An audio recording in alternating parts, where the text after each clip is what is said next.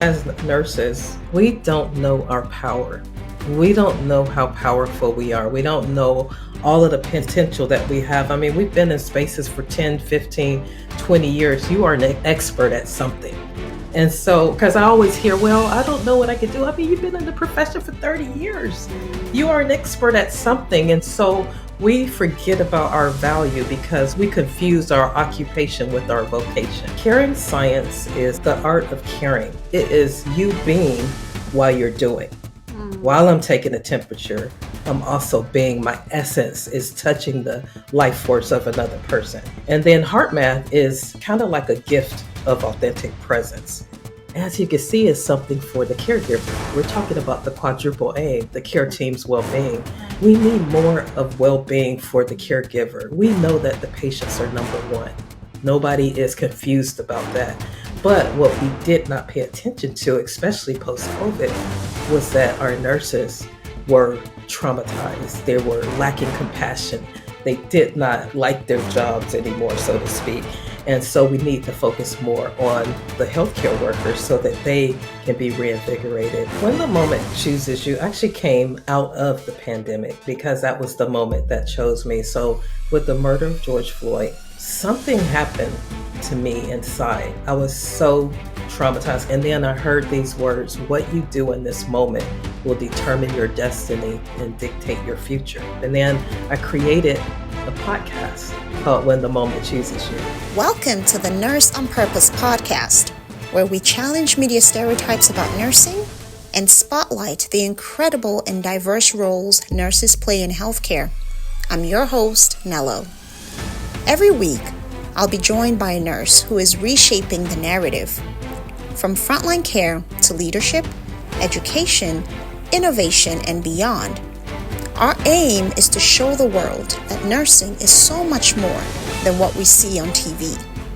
Together, we'll explore how we can collaborate with media and other stakeholders to create authentic and inspiring portrayals of nurses. Let's begin the conversation and ignite change, one episode at a time. Hi, everyone, and welcome back to the Nurse on Purpose podcast. Today's guest is a powerhouse of purpose, Charlene Johnson. With over 30 years of experience in nursing and leadership, Charlene is now the CEO and consultant of Wellness Whisperer Consulting and Coaching, where she empowers healthcare professionals and organizations to prioritize well-being and transform the way care teams function. She's the author of the powerful book, When the Moment Chooses You, Finding Your Voice and Unleashing Your Impact. And she's also the host of not one, but two impactful podcasts, When the Moment Chooses You and Whispers of Wellness. Since retiring from nursing in 2024, Charlene has fully stepped into her purpose, speaking, coaching, and creating spaces where care teams can lead with balance, purpose, and strength. It is my pleasure to welcome Charlene Johnson to the podcast. You're so welcome. Oh my gosh, that was so awesome. I was like, who is she talking about?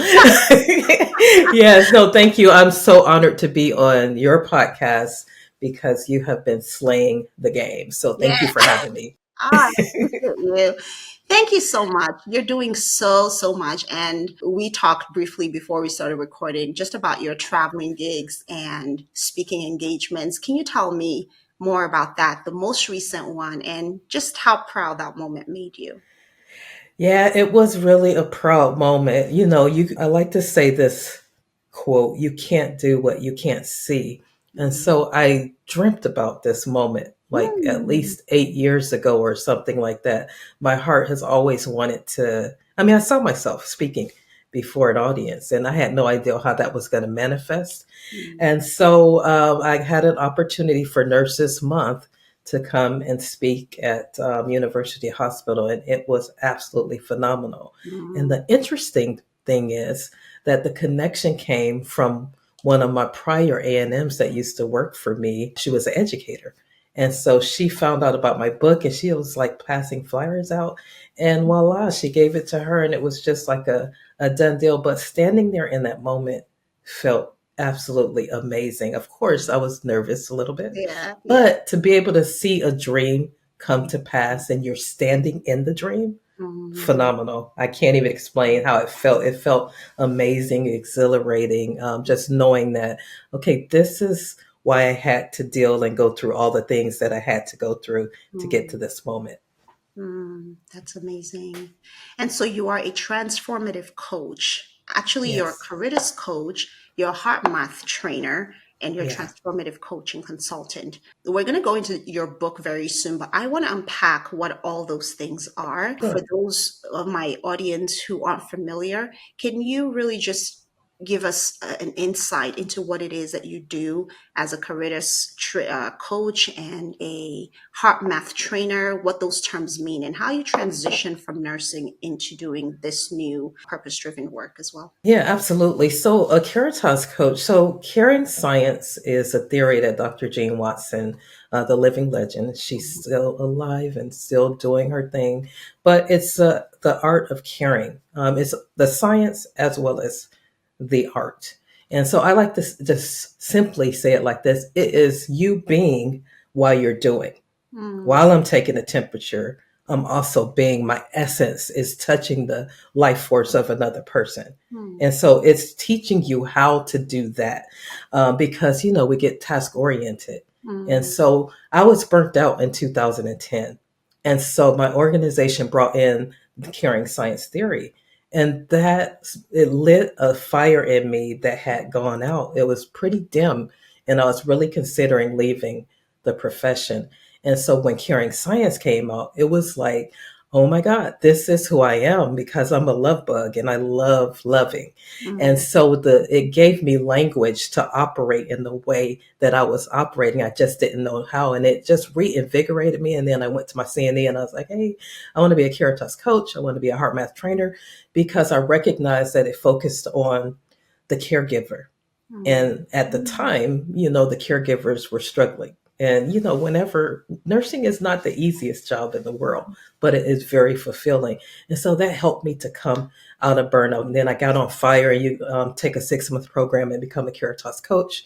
And then I was able to start teaching others in the organization, that particular theory.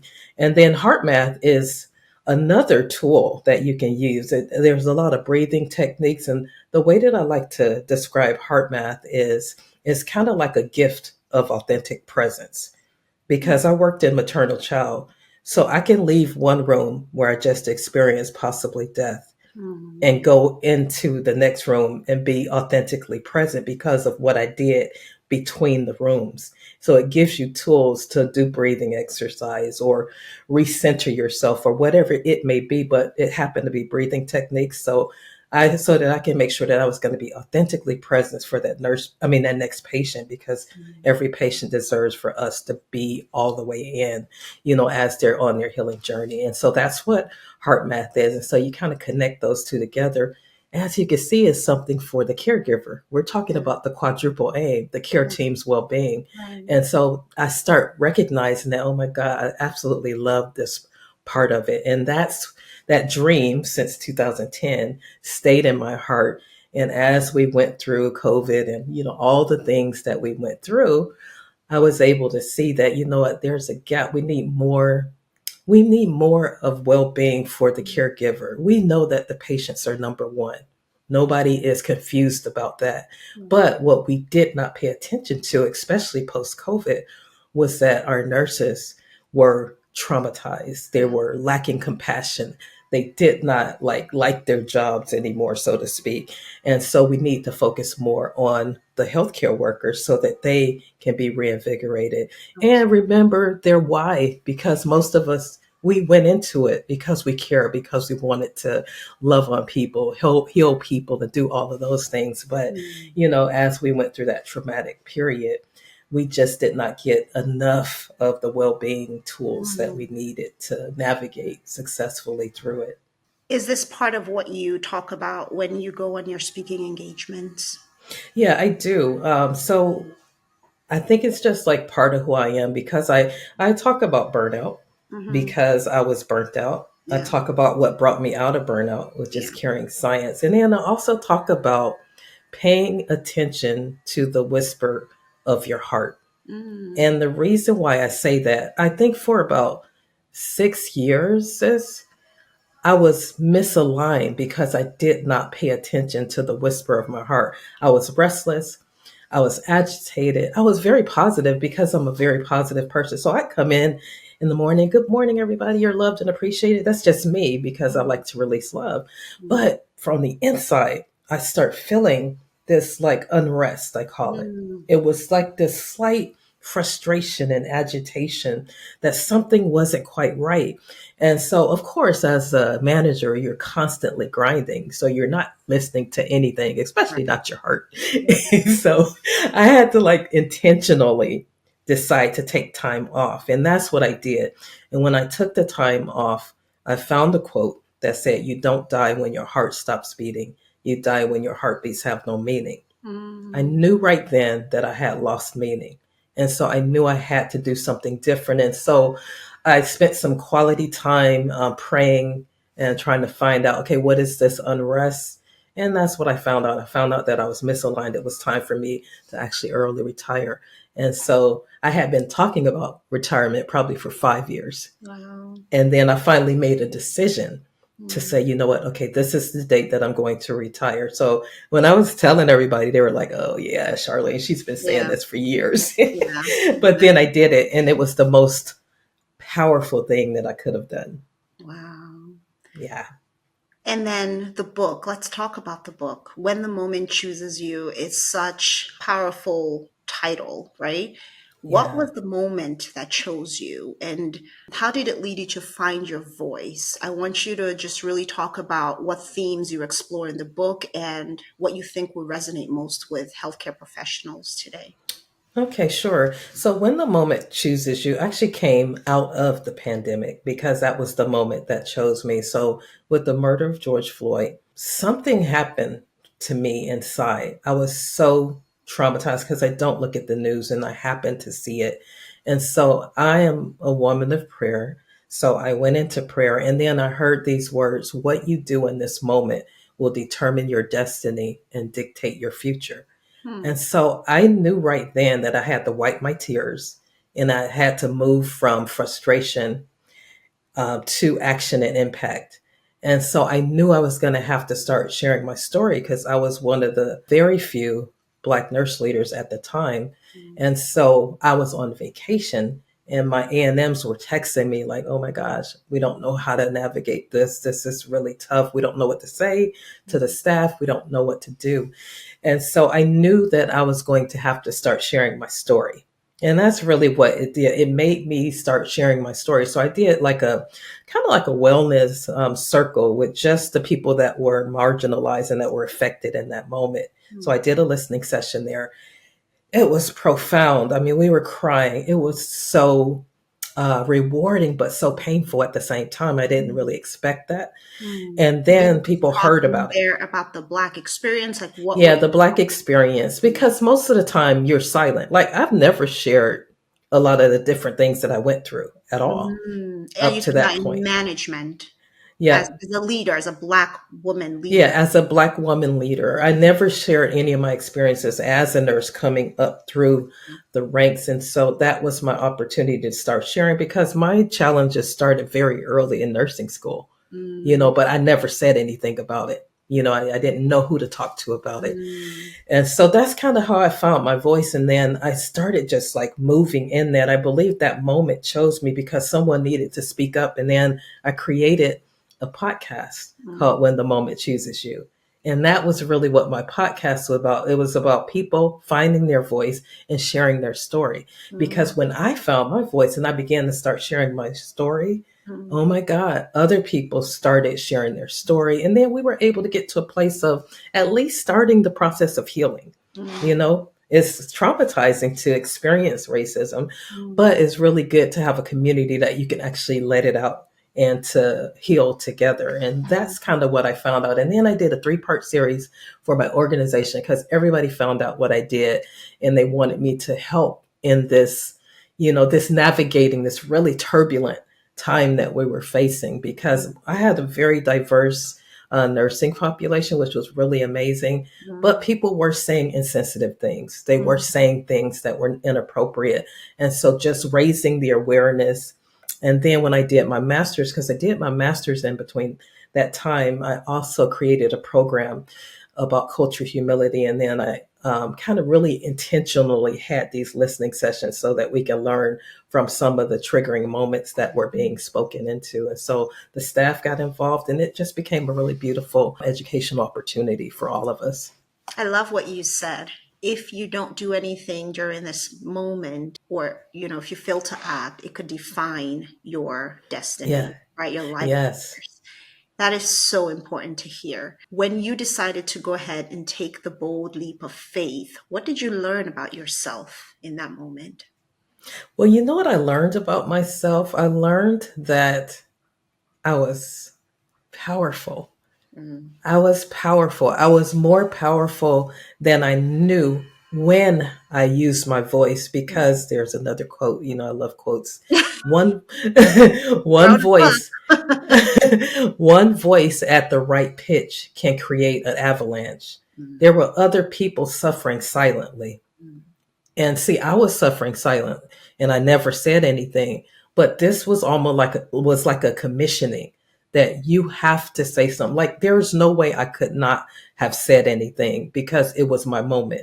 And Mm. so that moment shifted me in so many different directions because I didn't really have mentors and stuff like Mm. that because it was, I just didn't. But I had really great people that loved me and were trying to help me to navigate. But when I found my voice, people start reaching out to me from outside Yeah. and actually being sponsors for me to go do this and that. I mean, it just really, it was like a ripple effect when I found my voice. Oh, could you come speak here? Could you do this? Could you do that? So it was like super amazing. I say a life-changing moment for sure. Yeah.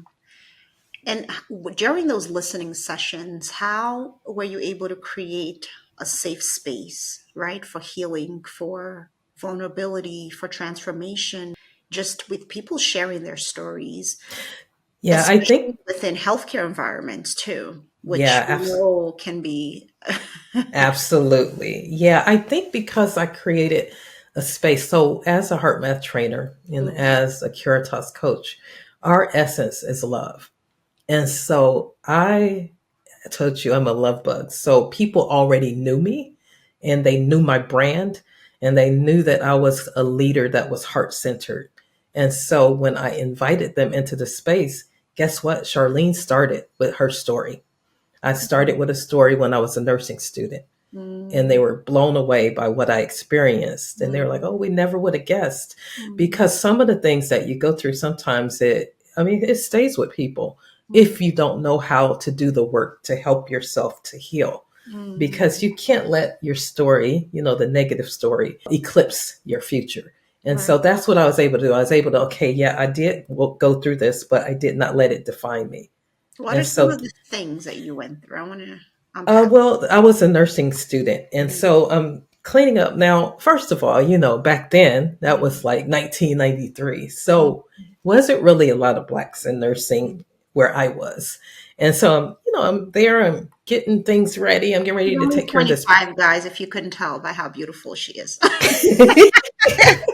Hey, I just turned 59. Oh my gosh. Wow. Yeah, Okay. so anyway, I was there, I'm cleaning up a patient. I'm like, okay, I want to get her really beautiful before her family comes to see her. And so I go in, I'm like so excited because I'm a nurse now. And I'm cleaning her up and stuff like that. And then she grabbed my wrist with her long fingernails.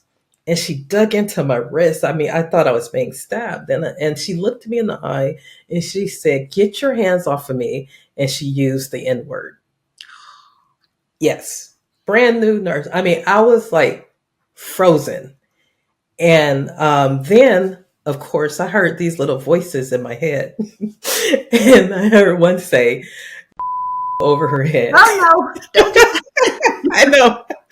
And then the true essence that could be your mom, that came through. And then the words love her beyond that. came. And I was like, oh my God, you're telling me to love her beyond what she just said. Mm. Yes, you did. I cleaned her up just as if she had never said anything, Wow. and got her beautiful for her family. And they had a wonderful visit. So was Charlene traumatized from that? Yes, she was traumatized, but I carried it with me through the rest of my journey, basically. And then I got another job, and my first day at work, I was putting my stuff away, and the person said, she said, "Oh, oh, are you our housekeeper?" Now I got on all white, and I'm looking like a nurse, and I got clogs. Okay, come on. And she goes, you know what? Oh, okay, the table's over there. So that was like my welcome, my first day. So I've had all of these like little things that could really cause you to hold bitterness in your heart. But my mom taught me about loving beyond. I Mm. know how to love someone beyond what they say, beyond how they act.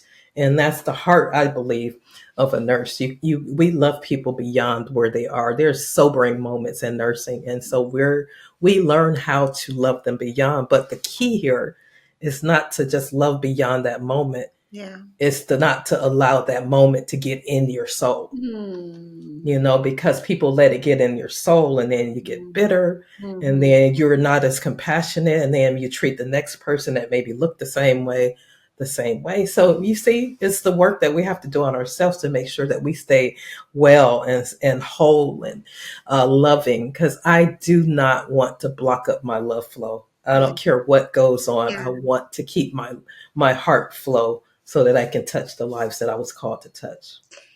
I love that. Can you give me one quick tip on how to not allow that affect you? How to not allow it in your soul? Because you can say it, but it affects you. Words do affect us. They hurt. So how can Absolutely. we like actively block that from penetrating our souls?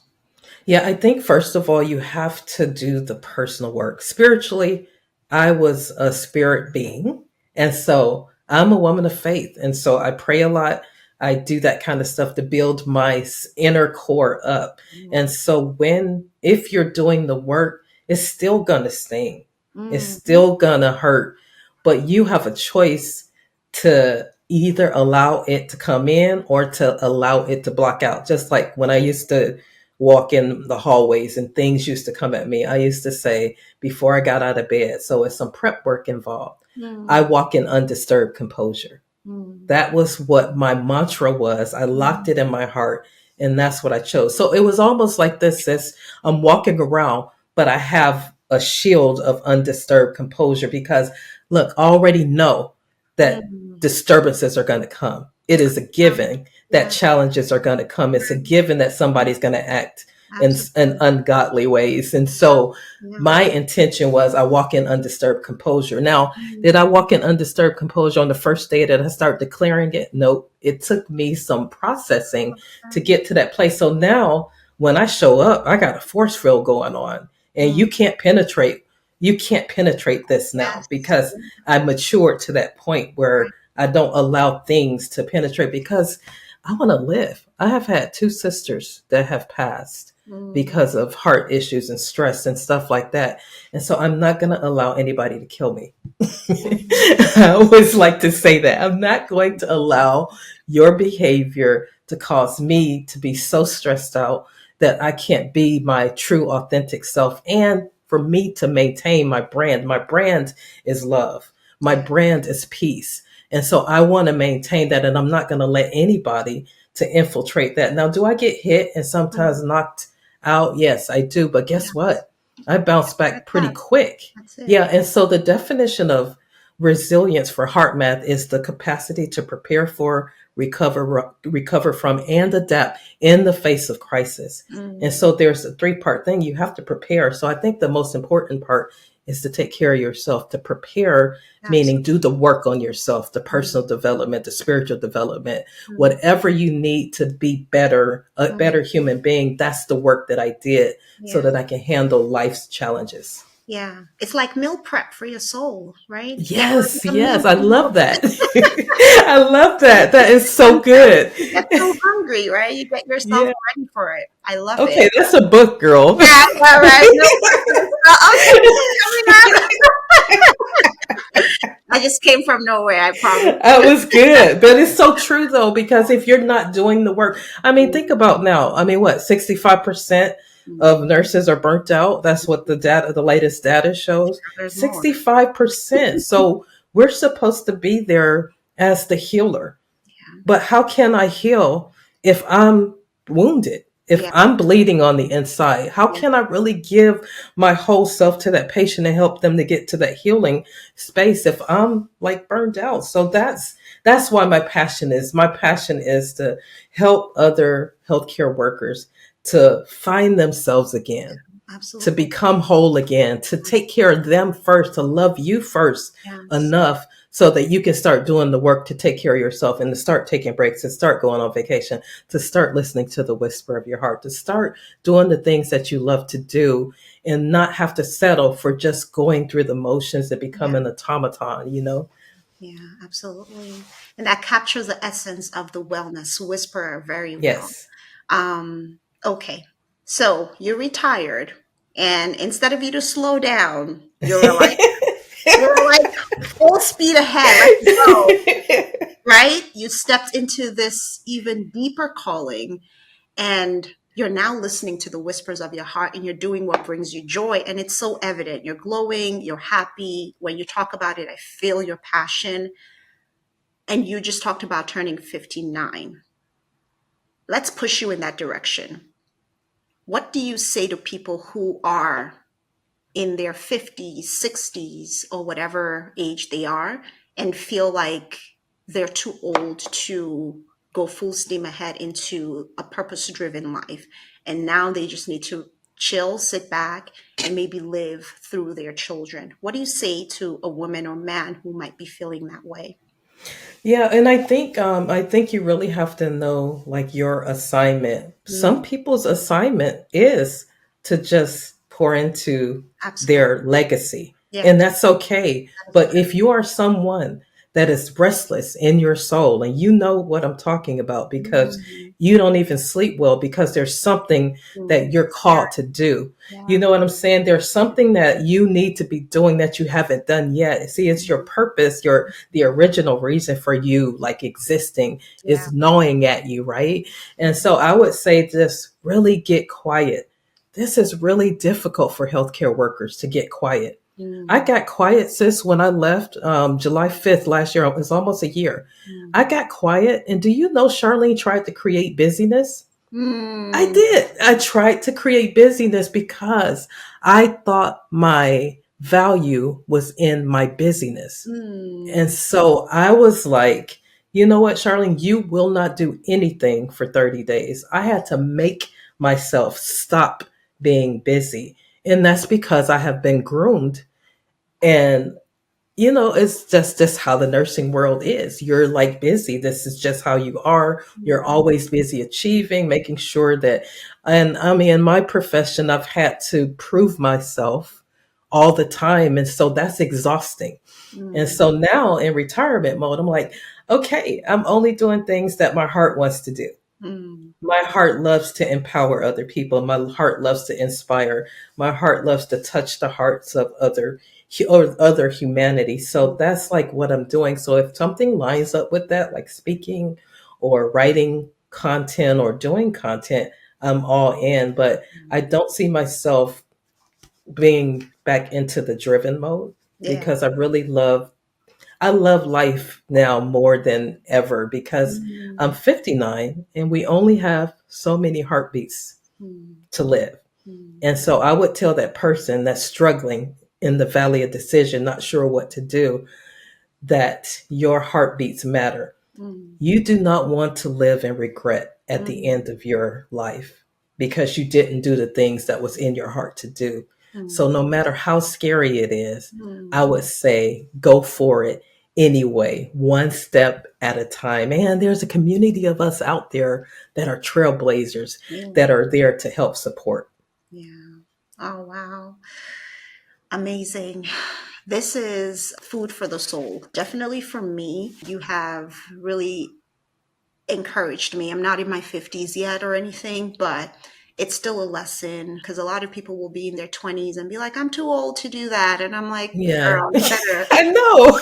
but get your butt up from there and stop telling me you're too old. But Exactly. listening to the whisper of your heart is so Yeah. important. It's, of course, better to do things when you are first stirred to do them versus wait 10 years, 20 years, 30 years. It just becomes harder to do. And I think our feet always moving can sometimes subconsciously be our way of silencing that voice, of not wanting to Yes. hear the voice because doing the Yes. thing is so much harder than just being busy doing everything else all the time. So thanks for that insight. I applaud you for stepping into your purpose. And I think that you're making an amazing impact in giving back to the caregivers, supporting the well-being of nurses because burnout is such a buzzword now, but it's real. It's there. Yeah. 65% is statistic, but I dare say that there are more, I right? agree with you. Yeah, I totally agree with you. And you know what? As nurses, we have we don't know our power. We don't know how powerful we are. We don't know all of the potential that we have. I mean, we've been in spaces for 10, 15, 20 years. You are an expert at something. Mm, And so, because I always hear, well, I don't know what I could do. I mean, you've been in the profession for 30 years. You mm, are an expert at something. And so we forget about our value because we confuse our occupation with our vocation, yeah. right? And Mm, so yeah. yeah. Thank you so much. Thank you. Okay, we are going to go into our media segment now and really just talk about what are your thoughts on the way nurses are portrayed in the media. I like to end on these two questions. So that's the first one, and then we'll play our game. Okay. You know what? There's this show that absolutely, I just started watching it last year, but the nurses in there are portrayed as kind of like sex objects. Oh, Lord. Unfortunately, it's very provocative. I thought it was kind of provocative, and also that they are not like slaying the game, like they're Mm, submissive, and mm, that's like absolutely not the case. But that's kind of the portrayal. I mean, I even seen something recently of a nurse that she's like treating a patient. She's acting, but she's like, okay, give me your hand. You can put your hand right here on my leg. I mean, it's just like weird and trying to be like sensual, mm. and not really the true essence of the power that we possess. Yeah, yeah. Thank you so much for sharing that. Let's play our game so we can talk about some solutions, shall we? Yes, let's do it. Let's do it. Okay, I'm going to shake my jar around and pick out your category. And then you have to come up with a plot line, Oh something my that shows gosh. nurses in a better light, right? Yes, That's what we always absolutely. do. Okay, Let's do that. let's do it. Okay, this is a pretty common one. Your category Okay. is drama. Yay, I like drama. Now, You like okay, so let me see. drama? So this is going to be a drama, and this particular nurse, Mm. her name is Nurse Power. And Oh. so Nurse Power is actually a CNE of the hospital. Mm. Okay. And So that's a they've chief been nursing executive for my yeah, listeners. chief nurse executive. She is like the top. And so, Mhm. a lot of times leadership flows down.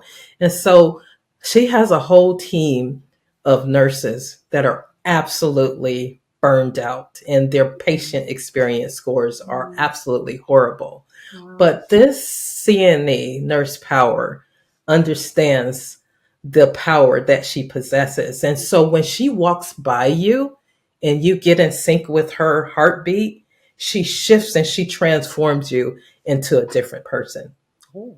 And so now you're able to deliver the compassion and the care that you did when you first became a nurse. So she intentionally does rounds every day on every unit.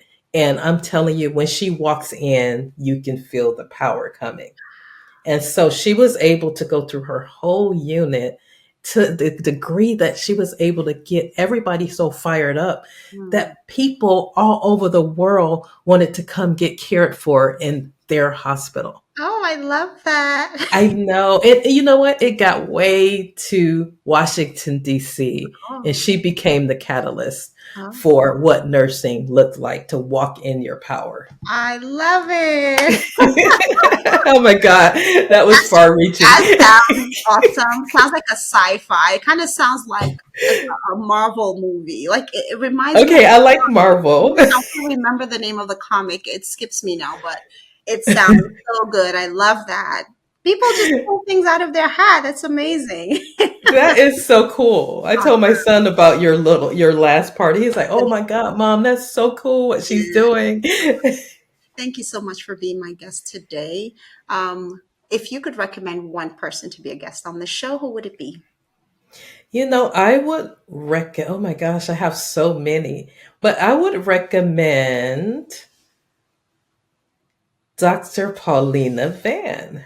Yeah, Okay. her name is Dr. Paulina Van, Okay. and she has a show, doctor.org, and Hmm. she is an amazing, amazing trailblazer. That's wonderful. And where can people find you to connect with you? Yeah, sure. So I have a website, coachcharlene.com, and of course, my wellness whisperer consulting .com. And I have two podcasts, which I would love to have this beautiful lady on Yeah. when the moment chooses you. And that's where I interview trailblazers and change agents. And then the Whispers of Wellness is my new baby. I just started her, and it's all things well being. So I do have experts come on every month, but it's more so just me pouring content out to help us to be more whole. Awesome. Thank you so much.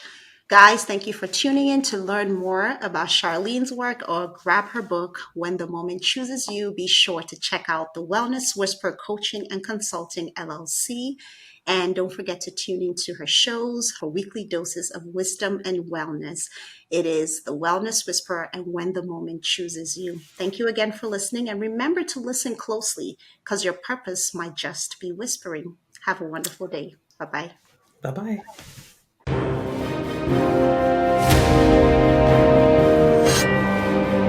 Thanks for hanging with me till the end. I hope you gained some valuable insight into the world of nursing. If today's episode inspired you, please like, subscribe, and share with someone who needs to hear about the amazing work nurses are doing. Let's keep breaking stereotypes and reshaping the narrative together. I'll see you next time.